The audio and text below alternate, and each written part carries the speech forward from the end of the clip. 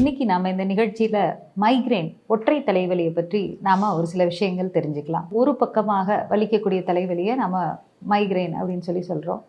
இந்த மைக்ரேன் நோய் வரவங்களுக்கு ரொம்ப தொந்தரவு தரக்கூடிய ஒரு விஷயமா இருக்கும். ஏன்னா நிறைய பேருக்கு இது வந்துருச்சு அப்படின்னா என்ன நடக்குது, யார் கூட பேசுகிறோம் அப்படிங்கிறது அளவு கூட தெரியாத அளவுக்கு அவங்களுக்கு அது ரொம்ப தொந்தரவு கொடுத்துரும்.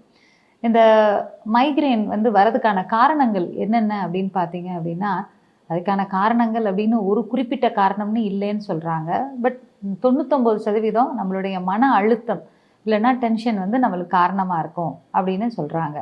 இந்த மைக்ரேனில் என்னென்ன நோய்க்குறிகள்லாம் இருக்கும், எதெல்லாம் இருந்தால் அதை மைக்ரேன் நம்ம சொல்லலாம் அப்படின்னு பார்த்தீங்கன்னா, ஒரு பக்கமாக தலைவலி வருது, அதாவது குறிப்பிட்டாப்புல ஒரு இடது பக்கமோ வலது பக்கமோ மட்டும் இந்த பகுதிகளில் வலி வருதுன்னு சொல்லலாம். இல்லைன்னா மாறி மாறி கூட வரும், அந்த மாதிரி கூட இருக்கலாம்.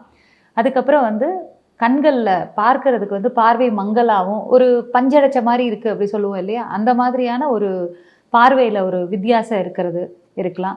இரண்டாவதாக அவ்வளோ தீவிரமாக தலைவலி இருக்கும்போது மோஸ்ட்லி வாமிட்டிங், நிறைய வாந்தி எடுக்கிறதுக்கான வாய்ப்புகள் இருக்குது. வாந்தி எடுத்த உடனே பேஷண்ட்டுக்கு கொஞ்ச நேரம் ரிலீஃபாக ஃபீல் பண்ணுவாங்க, திருப்பியும் அதே மாதிரி தலைவலி சிவியராக வந்துடும். இது மைக்ரேன் தலைவலி. இது எப்போ வருது அப்படின்னு பார்த்தீங்கன்னா, நிறைய பேருக்கு தூங்கிட்டு இருக்கும் போதே கூட அப்படி தூக்கத்திலே அந்த தலைவலி தெரிகிற அளவுக்கு தலைவலிக்க ஆரம்பிச்சிடும். நிறைய பேருக்கு தூங்கி எந்திரிச்ச உடனே தலைவலியோடய எந்திரிப்பாங்க அப்படிங்கிற மாதிரி இருக்கும். இது வந்த உடனே என்ன பண்ணுறாங்க, நிறைய பேர் வலி நிவாரண மாத்திரைகள் போட்டுக்கிறாங்க. ஆனால் அதை குறிப்பிட்ட காலத்துக்கு தான் அவங்களுக்கு அப்போதைக்கு அந்த தலைவலி இல்லாமல் பாதுகாத்து கொடுத்துரும்.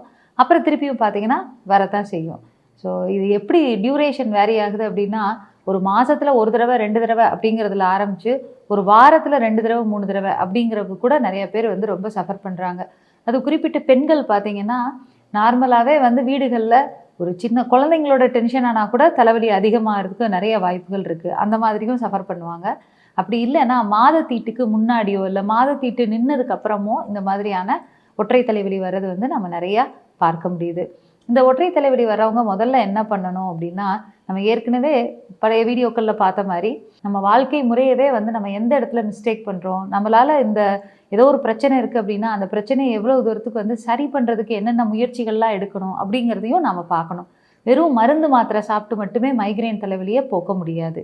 ஏன் அப்படின்னா, அதனுடைய நோய் அறிகுறிகளை வேணால் போக்கலாம். அதாவது ஏற்கனவே சொன்ன மாதிரி தலை வலிக்குது அப்படின்னா வலிக்காமல் பார்த்துக்கலாம். இல்லை இந்த மாதிரி வாந்தி வந்துட்டே இருக்குது அப்படின்னா அதை வராமல் பார்க்குறதுக்கு மருந்துகள் இருக்குது, அது வேணால் பண்ணலாம்.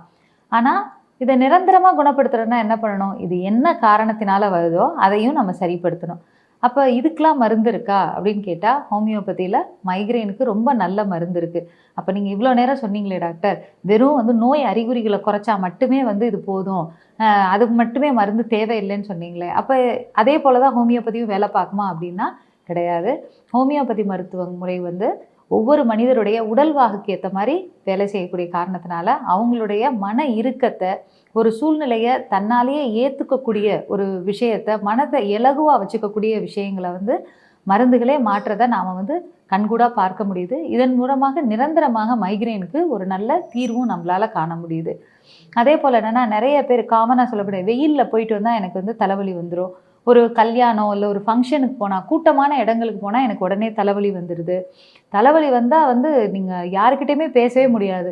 முக்கால்வாசி பேர் சொல்கிறது எப்படி இருக்கும் அப்படின்னா, போய் நான் தனிமையில் படுத்துடணும், இருட்டாக இருக்கணும் ரூம், லைட் வெளிச்சத்தை பார்த்தாலே பிடிக்காது. That is called as photophobia அப்படின்னு சொல்லுவோம். அதாவது சன்லைட்டோ ஆர்டிஃபிஷியல் லைட்ஸ் எலக்ட்ரிக்கல் லைட்ஸோ எந்த வெளிச்சமே பிடிக்காது.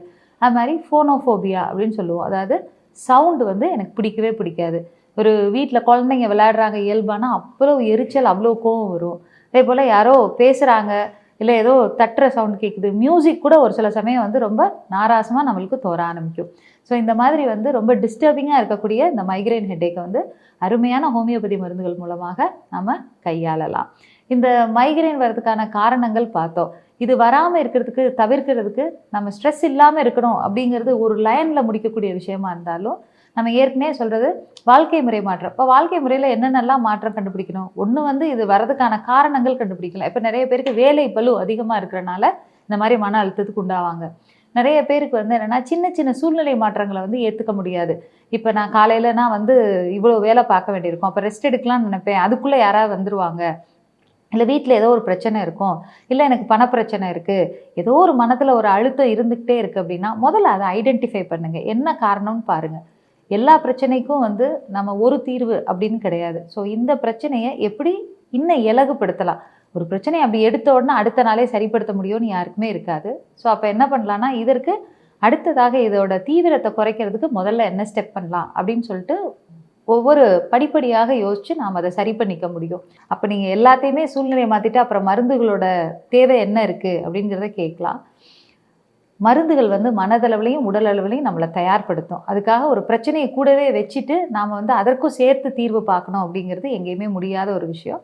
ஸோ இந்த மைக்ரேன் மாதிரியான விஷயங்களில் வந்து நாம் எல்லாத்தையும் சேர்த்து ஹோலிஸ்டிக் அப்ரோச், அவர்களுடைய ஒவ்வொரு மன சூழ்நிலை, உடல் சூழ்நிலை, வெளி சூழ்நிலை எல்லாத்தையும் பார்த்து தான் அவர்களுடைய நோயினுடைய தன்மையை நாம் குறைக்க முடியும். ஆனால் அப்படி குறைக்கும் போது அவங்களுக்கு வந்து திருப்பி இந்த நோய் வராமையே நம்மளால் தீர்க்கவும் முடியும். இப்போ குழந்தைகளுக்கு வருமா அப்படின்னு கேட்டால் குழந்தைகளுக்கு வரதுக்கு வாய்ப்பு இருக்குது. பட் இப்படி மைக்ரேனா டிப்பிக்கல் மைக்ரேனாக வந்து ப்ரெசென்ட் ஆகாது. அதாவது கண்களுக்கு வந்து ஒரு விஷுவல் டிஸ்டர்பன்சஸ், அதில் வந்து ஒரு கோடு கோடாக தெரிகிறது, இந்த மாதிரியான மங்கலாக தெரிகிறது, தலைவலி அதிகமாக இருக்கிறது, அதே போல் வாமிட்டிங் இருக்கிறது, இப்படின்னு டிப்பிக்கல் மைக்ரேன் ப்ரெசன்டேஷனாக இல்லாமல் அவர்களுக்கு வந்து அதீதமான அவர்களுடைய கோபத்தை வெளிப்படுத்தக்கூடிய தன்மை வந்து மாறும். திடீர்னு என்ன பண்ணுவாங்கன்னா, நல்லா படிச்சுட்டு இருந்த குழந்தைங்க படிக்க மாட்டாங்க, எது கேட்டாலும் எனக்கு தலைவலிக்குதுன்னு சொல்லுவாங்க, அதுக்கு மேலே அவங்க சொல்ல தெரியாது, அழ ஆரம்பிச்சிருவாங்க. ஸோ இந்த மாதிரி இருந்தாலும் நம்ம உதாசீனப்படுத்தாமல் கண்டிப்பாக அவங்கள மருத்துவர்கிட்ட கூட்டிகிட்டு போய் என்னங்கிறத பார்க்கணும். அதே போல் நிறைய பேர் எடுத்தோன்னே என்ன பண்ணுவோம் அப்படின்னா, கண்களில் பார்வை குறைபாடுனால மட்டும்தான் தலைவலி வரும், ஏதோ ஒரு கிளாஸ் போட்டால் சரியாக போயிடும் அப்படிங்கிற எண்ணம் நிறையா பேருக்கு இருக்குது. ஸோ இதை வந்து கரெக்டாக ஒரு கண் மருத்துவரை பார்த்தா அவர் சொல்லிடுவார்.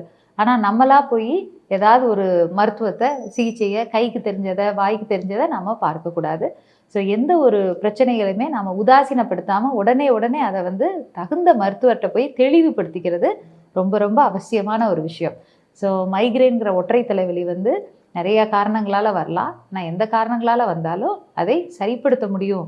ஹோமியோபதி மருந்துகள் மூலமாக சரியான சிகிச்சை கொடுக்கும்போது அதை வந்து கம்ப்ளீட்டாக சௌரியப்படுத்தலாம். இது போல் பல வீடியோக்களை மீண்டும் பார்ப்போம். நன்றி.